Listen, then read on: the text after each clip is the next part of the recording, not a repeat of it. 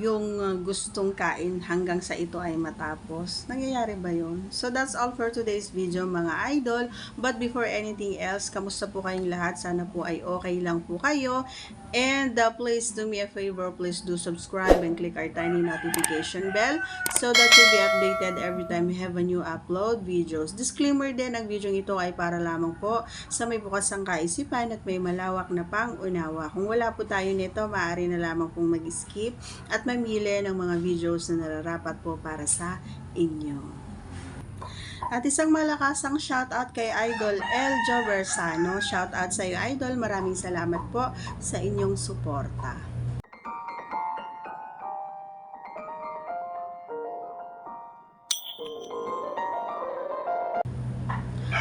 Alright, so may ganun ba? Nangyayari ba yon? Especially sa akin, kasi sa akin nga itinanong, okay? So, sasagutin natin ito. Actually, hindi ko nararanasan yung mga ganun, no? Yung eksena na ganun.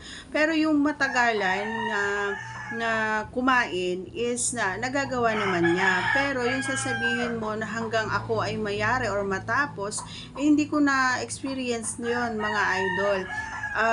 At kapag kain lang, hindi talaga ako natatapos. May lumalabas na konti, pero hindi ibig sabihin na yun na yung ini-aim ko na goal. Hindi yung talagang tapos na tapos. So, ang mga ganung galawan kasi, no, mga idol. So, parang na sa pagkain, gano'n. And wag kayong magtaka kung yung mga partners nyo ay sa ganun lang ay okay na sila o masaya na sila. So, napakaswerte mo, hindi ka na mapapagod. Yun nga lang, mapapagod ka sa kakakain.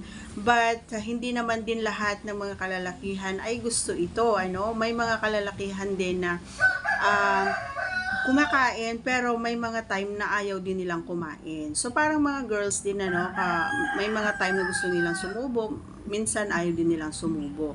Ganun lang din, parang patas lang, ano, kumbaga.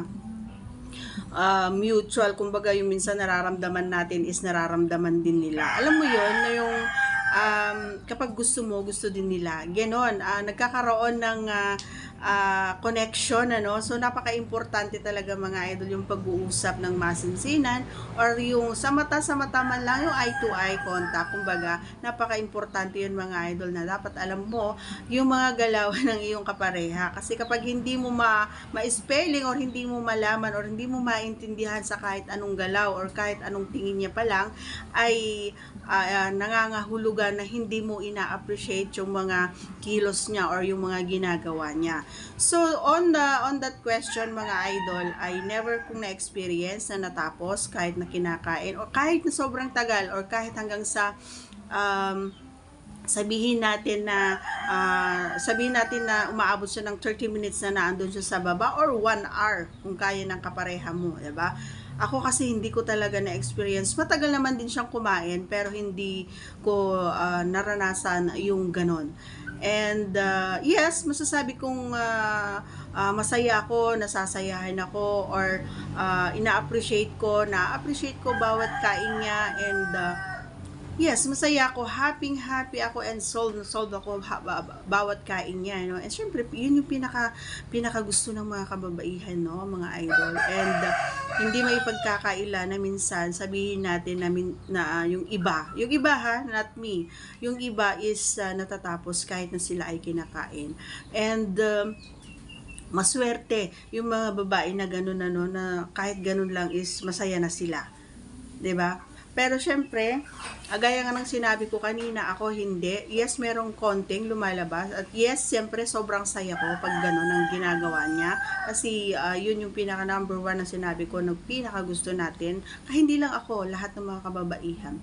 And, pero yung feeling na kapag naandun or nakapasok ay hindi magkaiba para sa akin. Natatapos lang ako kapag ako yung nasa yun lang yung paraan or way ko para ako ay maya at matapos. Okay? So that's all for today's video mga idol. Yan, salamat sa nagtanong. Once again, if you are not yet connected, please do subscribe and click our tiny notification bell so that you'll be updated every time we have a new upload videos. Thanks for watching everyone. See you again on our next vlog.